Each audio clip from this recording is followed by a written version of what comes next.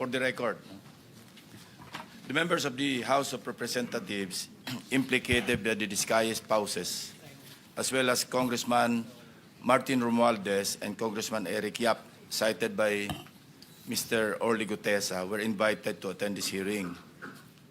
Incumbent congressmen were invited through a letter dated 12 November 2025 to Speaker Faustino Boji D. III of the House of Representatives. Now, according to Speaker D, the members will not be appearing before the committee today in order to avoid any possible prejudice to the ongoing investigation and eventual findings of the ICI, Independent Commission for Infrastructure, given that the invited members have already submitted themselves to its jurisdiction and proceedings. Mr. Saldico was similarly invited to appear before this committee. However, his lawyer, Attorney Rui Alberto Rondain, replied that Mr. Co is unable to attend, citing that he is still overseas due to medical reasons. Let me state clearly that this committee takes strong exception to the statement made by Attorney Rondain, specifically his apprehension, and I quote, "I'm apprehensive that any statement he," referring to Mr. Saldico, "may give before the committee will at best preempt any defense he may set up." Our invitation was directed to Mr. Co himself, not to his lawyer. Suffice it to say that Article 1, speaking of jurisdiction, Section 2 of the Rules of the Blue Ribbon clearly states, and I quote, "The filing or pendency of any prosecution or criminal action shall not stop or abate any inquiry to carry out a legislative purpose." Several of the invitees were also sent their excuse letters. Number 1, Jonathan Quirante of Quirante Construction. Excuse, needs to attend to personal operations and project sites affected by Typhoon Tino and needs more time to organize documents. Number 2, Yumir Villanueva of Top Notch Catalyst Builders. Excuse, prior engagement. Number 3, Engineer RJ Dumasig. Excuse, scheduled appearance at the DOJ at 1 p.m. today. The following also sent excuse letters based on alleged medical reasons. Engineer Gerard Opulencia, Regional Director, DPWH NCR. District Engineer Manny Bulusan, District Engineer, South Manila District Engineering Office. Commissioner Mario Lipana. The committee also sought the assistance of the Bureau of Immigration to obtain available information on the following individuals: Mark Bakiran Bunagan, Alan Colesio, John Paul Estrada, Orly Regala Gutesa, and Mark Texay. In the response letter dated 30 November 2025, the Bureau informed the committee that there is no record of departure for Mr. Bunagan, Mr. Gutesa, and Mr. Texay. Meanwhile, Mr. Colesio is confirmed to be in the country, having returned from a brief trip abroad from October 18 to October 24, 2025. In the case of Mr. John Paul Estrada, the reported aide of Mr. Saldico, the BI reported that he left the country on September 2, 2025, bound for Hong Kong, and has not returned to the Philippines to date. We're now coordinating with the Philippine Center for Transnational Crime, PCTC, to coordinate with Interpol to track the movement or movements of Mr. John Paul Estrada, as well as other personalities who are now abroad, whose attendance will be needed by this committee. Lastly, this representation received a copy of an order dated October 24, 2025, penned by Carolina or Judge Carolina C. Ecasiano Sison, Executive Judge of the Manila Regional Trial Court, in relation to the investigation conducted by her office on the authenticity of the notarization of the Sinumpaang Salaysay executed by Mr. Orly Gutesa, allegedly notarized by Attorney Pechi Rose S. or G. Espera. For the record, the committee notes that the notarial monthly report submitted by Attorney Spera covers notarized documents recorded under Notarial Book Number 3, specifically Book Number 3, Document Number 41 to 173, pages 10 to 36, period September 11 to 30, 2025. It is further noted that these details differ from those appearing in the sinumpang salaysay of Musgari Cutesa, which, on the other hand, indicates the following particulars.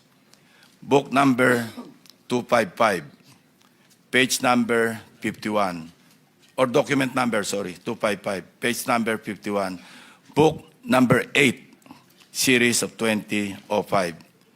Furthermore, the order issued by Executive Judge Icasiano Sison looked into consideration the report prepared by Mr. Antonio Magbojos, Executive Officer of the Forensic and Scientific Service, Question Document Division of the NBI. After conducting a comparative examination of the specimen signatures, the NBI concluded that the questioned signature and the standard specimen signatures of Attorney Spera were not written by one and the same person. Since it was found that Attorney Spera has not notarized the sinumpang salaysay, her notarial details, including her signature, contained in the said document is falsified. As such, the order declared that there was no sufficient basis to hold Attorney Spera administratively liable in connection with the notarization of the sinumpang salaysay. With that said, let us start. We will recognize again the members of the committee in the order of their arrival. And the first to arrive is, as usual, Senator Erwin Tulfo. Of course, the Senate President, we are joined by the Senate President to arrive second. Then followed by Senator Ontiveros, Senator Pangilinan, Senator Marcoleta, Senator Bam Aquino. So, Senator Tulfo, you have the floor. Thank you, Mr. Chair. I just have a quick statement, Mr. Chair. Distinguished members of the committee.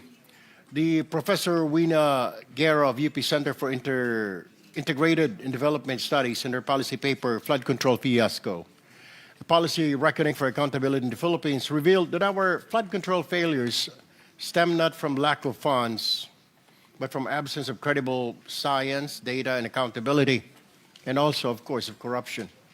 One of her recommendations is the revival of Project NOAA and its return to the Department of Science and Technology. Project NOAA once provided real-time hazards, rainfall, forecast, flood simulation, guided both national agencies and the LGUs. It is for this reason that I urge this committee to recommend the said policy, Mr. Chair. Thank you. Before anything else, we also invited, again, former Undersecretary Roberto Bernardo. He has submitted his supplemental affidavit to the Department of Justice, and we want to hear, for the record, his sinumpang salaysay as submitted, or supplemental affidavit.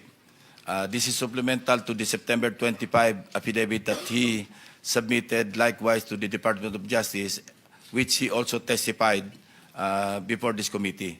So, Undersecretary Bernardo, you're recognized. Good morning, Mr. Chair and the honorable members of the Blue Ribbon Committee. Mr. Chair, may I be allowed to read an opening statement?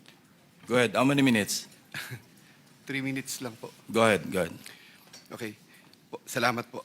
Dear Senator Lacson and honorable members of the Blue Ribbon Committee, again, I am Roberto R. Bernardo, formerly an Undersecretary for Operations of the Department of Public Works and Highways.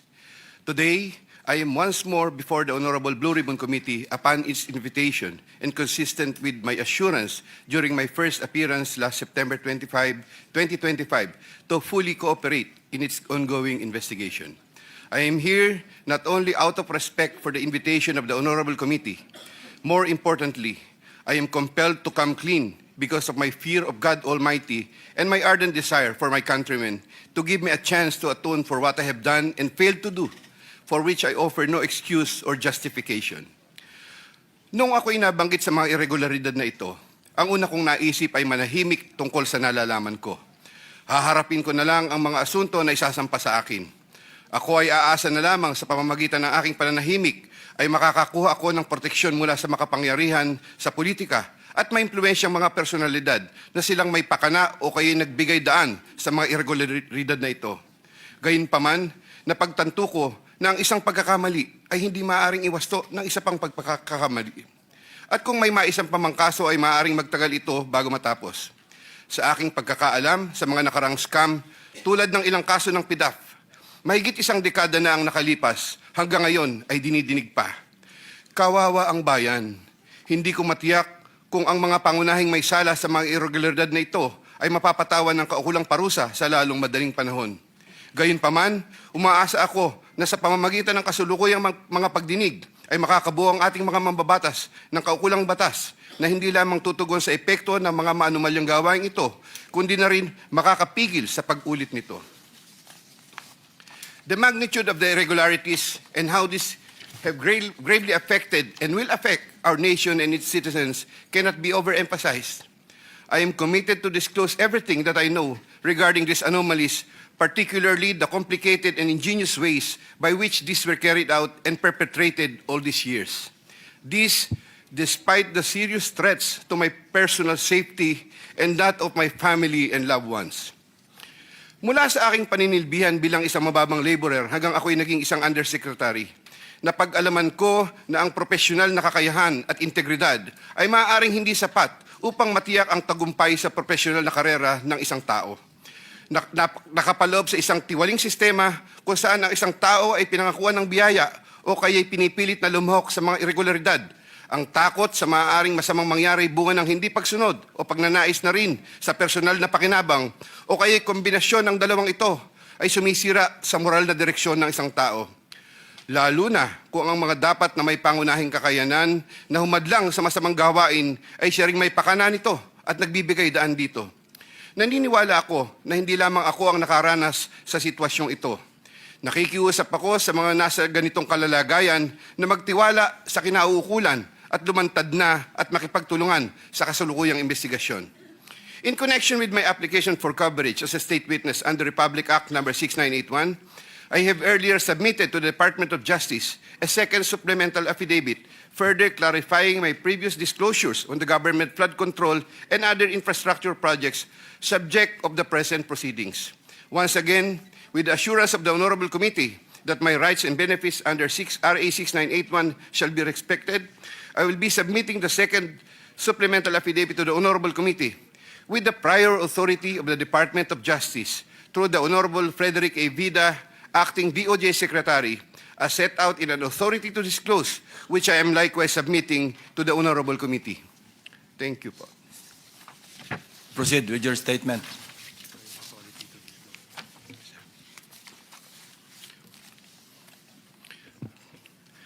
Second supplemental affidavit. I, Roberto R. Bernardo, Filipino, of legal age and a resident of Panlolo City, Bulacan, under oath, hereby depose and state. I am submitting this second supplemental affidavit consistent with my desire to set forth my knowledge about the irregularities in government flood control and other infrastructure projects, as well as to obtain peace of mind and preserve the truth.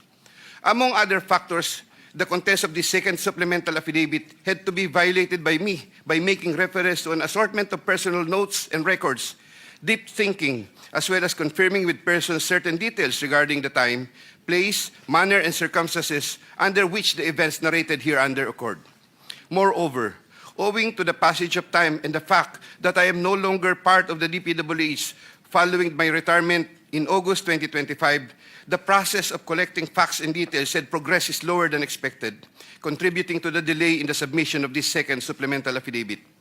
Also, I would like to make clear that while the facts narrated below are based on my direct personal knowledge and fortified by official DPWH records, the kickback scheme pertaining to the collection and handoff of the commitments to the relevant public officers occur practically without any paper trail.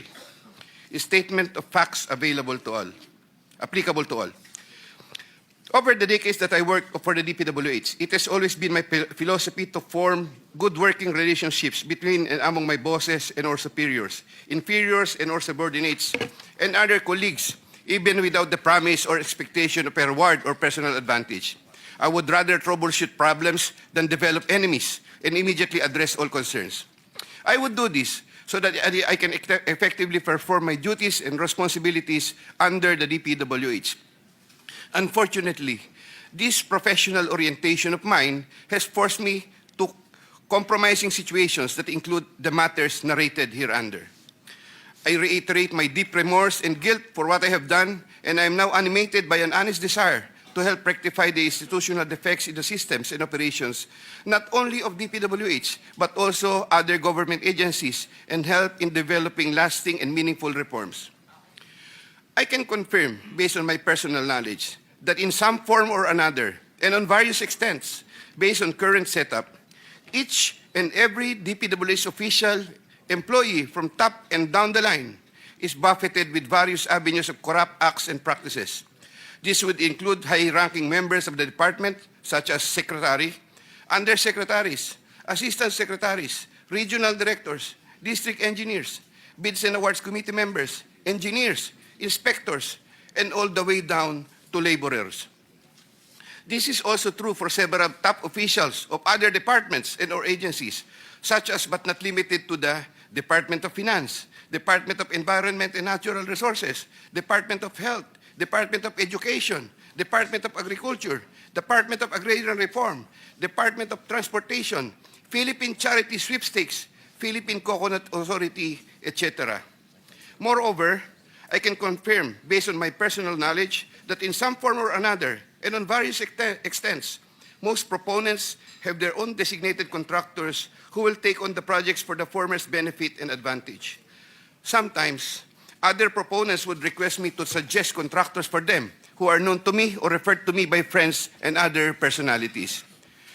There are situations that national and local elected politicians would request me to source projects for them.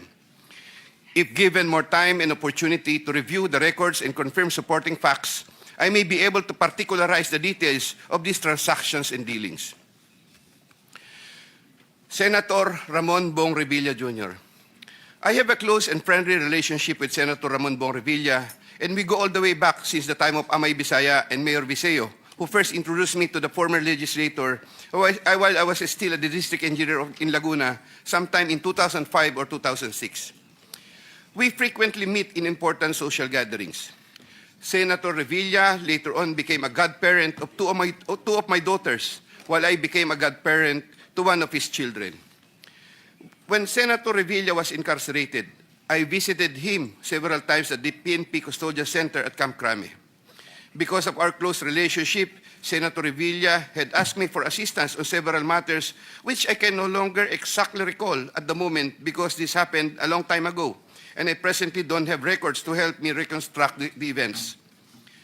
Sometime in the third quarter of 2024, Senator Revilla and I met where he asked me for a list of projects for funding, ostensibly to help him in his national campaign. When Senator Revilla asked me about the percentage of the commitment, I suggested either 20 or 25, to which Senator Revilla said 25%. Soon thereafter, also in the third quarter of 2024, I asked then District Engineer Henry Alcantara to prepare a list of projects, which he subsequently gave to me. The said projects are enumerated in a list here to attach as Annex A. Moreover, still in the third quarter of 2024, I also asked then District Engineer, but later Regional Director for NCR, Engineer Gerard Opalencia, to prepare a list of projects, which he subsequently gave to me. The said projects are enumerated in a list here to attach as Annex B. I had the list of projects totaling 1.5 billion submitted by Engineer Henry and Engineer Gerard, consolidated in one sheet of paper, and gave the same to Senator Revilla in the third quarter of 2024. With respect to the projects under the NEP and HGAB, I followed this up with Secretary Manny Bonoan upon request of Senator Revilla, who would also follow this up with Usec Cathy Cabral. The White House compound is the ancestral home of the Revillas with the large Blue Gate entrance at the time. Sometime in the last quarter of 2024, Engineer Alcantara collected the 25% commitment of about 125 million and informed me that the same was ready for turnover through Engineer Gerard Opalencia. Engineer Gerard Opalencia told me that the 25% commitment was already loaded in my vehicle. After receipt of the 25% commitment, which were packed in 6 cardboard boxes, each containing at least 20 million, and 1 paper bag containing 5 million.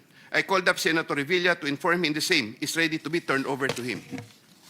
Sometime December 2024, probably the Monday after my receipt of the commitment, my driver and I went to the residence of Senator Revilla. Upon reaching the area, I tried calling Senator Revilla, but he was not answering my call, so I waited. After waiting for approximately 1 hour at a nearby gasoline station, we were finally allowed inside the compound by the guard. Once inside, we parked the vehicle, and shortly upon alighting, I saw Senator Revilla at the terrace. I walked over to Senator Revilla for a casual talk. While the boxes were being unloaded, Senator Revilla and I talked for about 20 to 25 minutes. I asked him, "Sen, bakit hindi ka nangangampanya?" Senator Bong replied, "Okay naman pare, maganda results ng survey. Relax muna." The personnel of Senator Revilla helped in unloading the boxes. After the delivery of the commitment, I headed back to Manila. Sometime late January or February 2025, in relation to a list of projects submitted by Engineer Gerard Opulencia, Senator Revilla called me to follow up on the status of the commitment. About a week later, sometime February 2025, I informed Senator Revilla that the same was ready for turnover. Before the start of the campaign period for national elective positions, I directed one of my aides to deliver commitment amounting to 250 million to the residence of Senator Revilla at the White House compound, Aguinaldo Highway, Bacoor, Cavite. Senator Nancy Binay. Carlin Yap Villa is the aide of Senator Nancy Binay, who transacted with me regarding the latter's projects and commitment. If I recall correctly, I first met Carlin in the year 2018 during the budget season at the Senate. Eventually, sometime 2019, Usec Trigib Olivar, whom I knew very well, endorsed Carlin to me. From then on, Carlin would contact me directly to follow up the status of different matters. Sometime fourth quarter in 2022, Carlin, claiming to act on behalf of Senator Binay, asked my help for the transfer of an assistant district engineer in Mindanao to another district, a request which I endorsed to Sept Bunoan. Sometime during the third to fourth quarter of 2022, Carlin requested on behalf of Senator Binay for a list of projects worth around 1.882 billion with 12% commitment. The said projects are enumerated in a list here to attach as Annex C. I got 3% of 1.882 billion.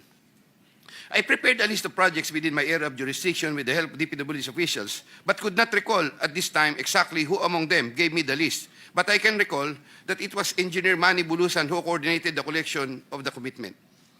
Eventually, during the first quarter of 2023, the commitment was delivered to Carlin for Senator Binay in several tranches in Makati and Quezon City. But I could not recall at this time the details of the deliveries, but I undertake to submit additional information thereon. Sometime last quarter of 2023, Carlin again asked for Senator Binay a list of projects for inclusion and funding under the 2024 GAA, which I provided with the help of Engineer Gerard Opulencia and Engineer Henry Alcantara. The total list of projects initially amounted to 2.5 billion, but which was reduced to 1.672 billion. The said projects are enumerated in the list here to attach as Annex D. Apparently, some individual or group offered Senator Binay a higher amount of commitment of 15% instead of the previous 12%, with the promise that the commitment would be released much earlier. Usec Trigib learned about the plan to transact with this individual or group, and I was informed by Usec Trigib that he confronted Carlin and said to her, "Bakit nyo binabawasan ng kay Robert? Siya din naman ang nilalapitan ng mga yan pagka nagkakaproblema."